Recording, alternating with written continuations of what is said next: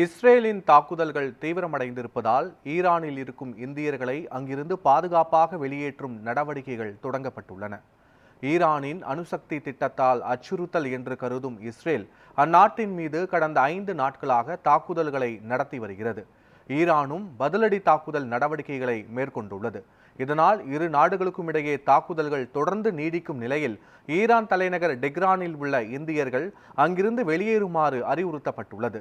இந்த நிலையில் ஈரானில் இருந்து இந்தியர்களை வெளியேற்றும் திட்டத்தை மத்திய அரசு செயல்படுத்த தொடங்கியுள்ளது. ஆர்மீனியா வழியாக இந்தியர்களை வெளியேற்றும் நடவடிக்கைகள் எடுக்கப்பட்டுள்ளன.